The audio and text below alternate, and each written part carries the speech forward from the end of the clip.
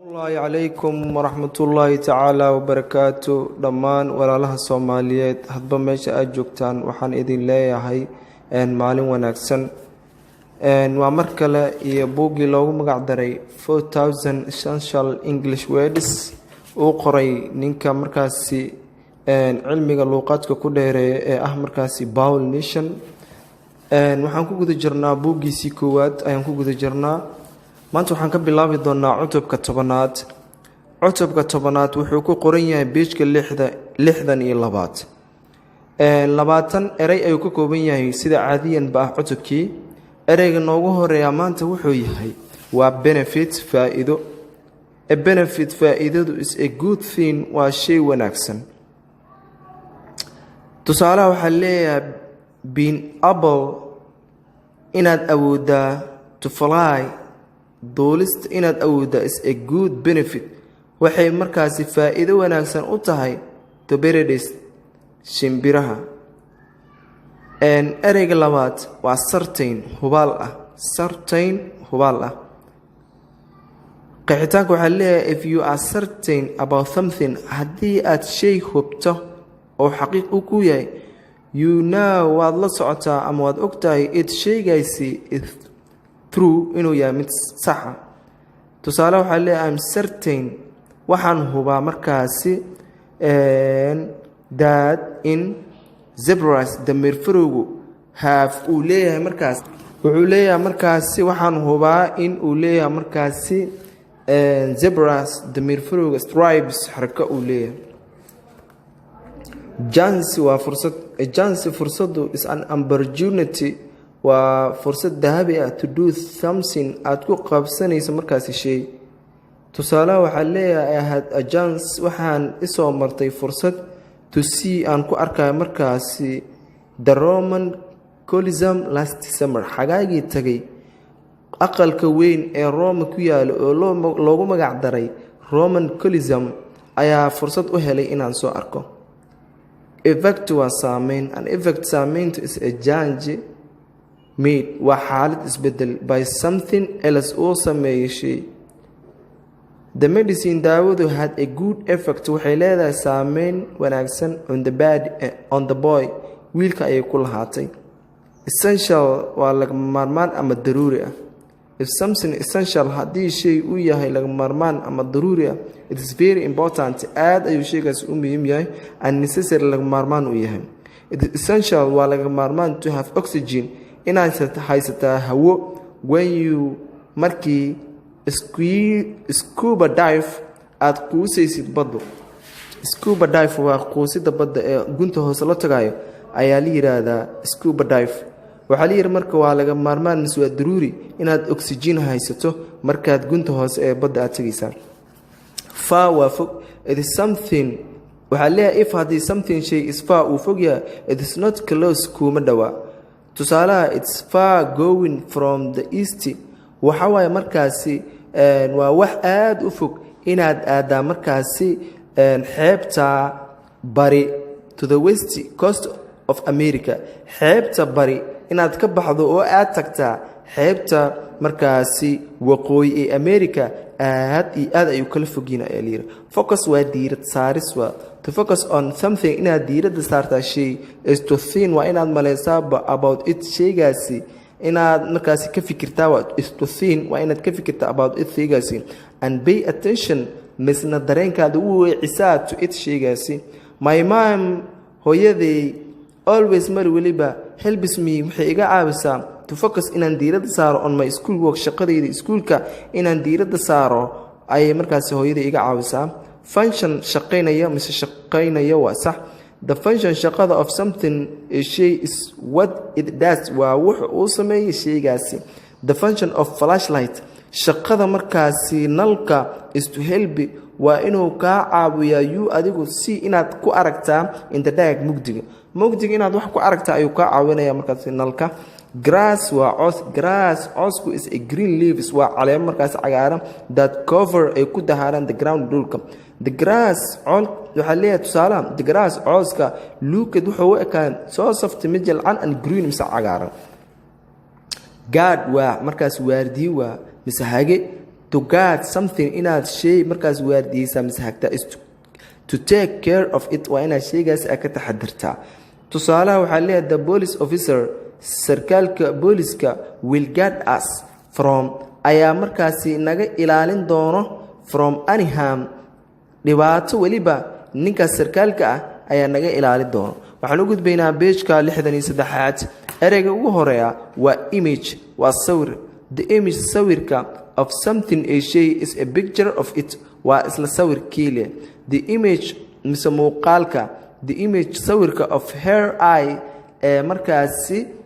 indhaheedu was very clear aad ayay u kala cadaayeen markaasi clear waa cad immediate durbawa if something hadii shay is immediate or durbaya it happens quickly wuxuu u dhacaa si dhaqso leh an immediate responses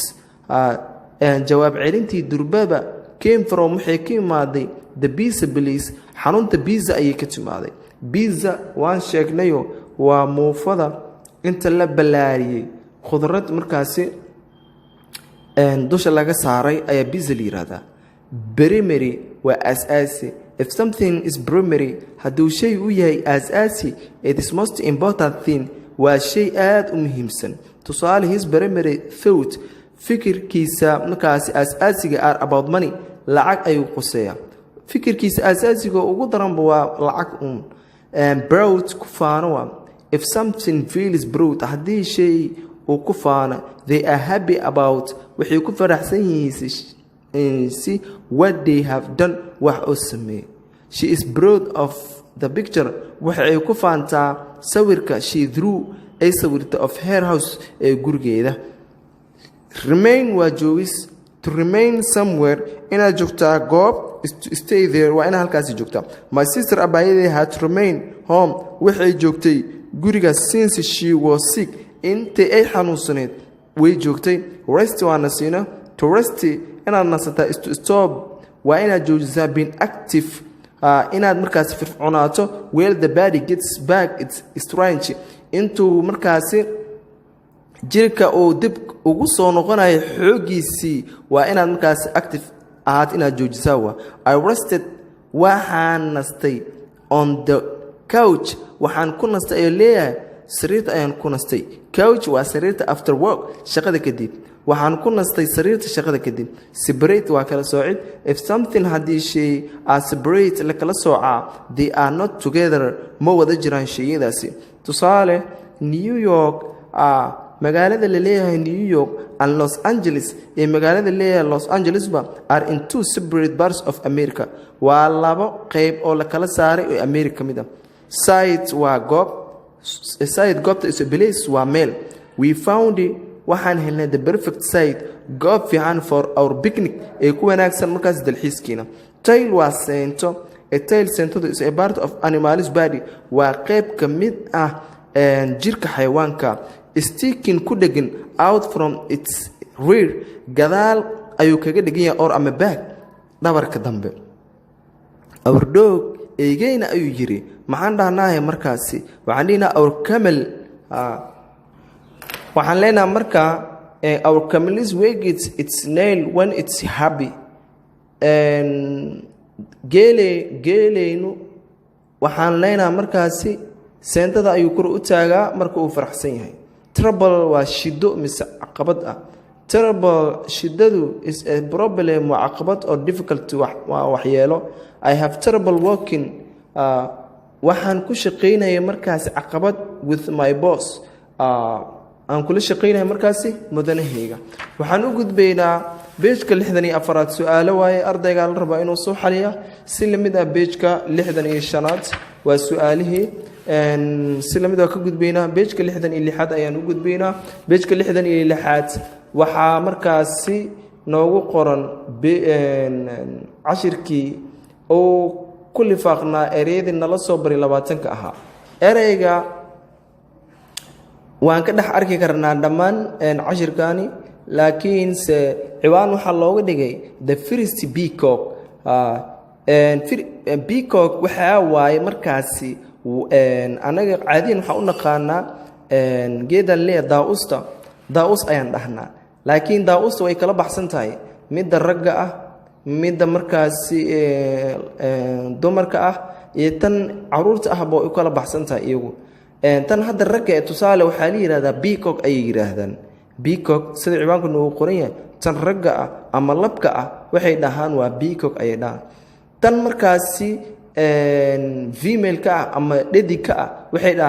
dhahaan iyaguna peahens ay yidhaahdaan dhammaantood iyadu iyo caruurteeda iyo markaasi lab iyo dhidigga markii laisku geeyin waxay isku wada dhahaan befowl ayay wada dhahaan marka waa kaasaa waxaa leeyahay argos waxaa leeyahay lived in ancient Greek waxay ku noolaayeen markaasi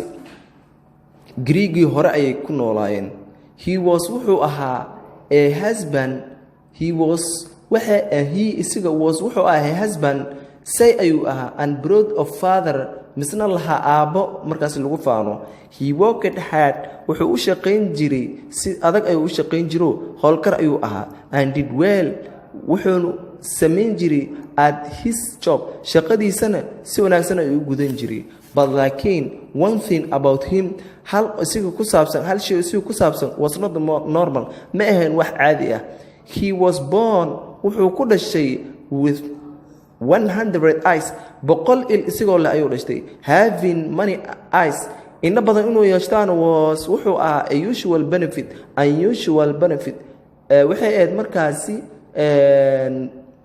faa'iidooyin caadi ay ahayd to him isaga ayuu ahayd he had a chance sidoo kale wuxuu haystay fursad to see uu ka arki karo many things waxyaabo badan also xitaa since maadaama he had so many eyes inna badan uu lahaa he was very good at guarding things inuu waardiyaa oo markaas ilaaliyaa waxyaabo badan aad ayuu ugu wanaagsanaa while he sleeping inta uu hurdayo he only rested a few eyes at time xoogaa indha ayuu nasiin jiray oo keliya inta uu hurdaa inta kale waa ay soo jireen others stayed awake inta kale waa ay soo jeedeen he worked for Hera isagu wuxuu u shaqayn jiray ayaa la leeyahay gabadha lagu magacaabo Heran waxaa leeyahay is a great goddess waxay ahayd ilaahiyo weyn ayay tiri ilaahay hanaga cafiyo intaasi alla maahan ilaah kale ma jiro xaq lagu caabudo gaaladana waxay doonaan ay iska sameysteen waxa ila haboona marka inaan meesha aan ka sii boodno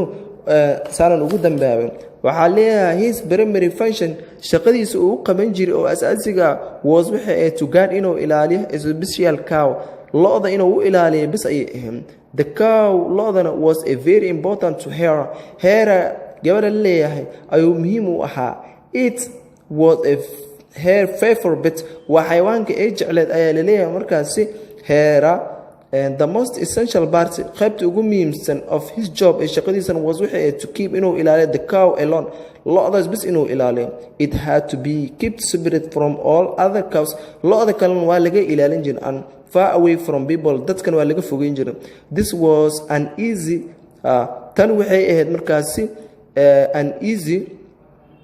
job shaqo iska fudud ayay u noqotay for Argos ninka la leeyahay the cow lo'da just ate grass waxay iska cunaysaa oo kaliya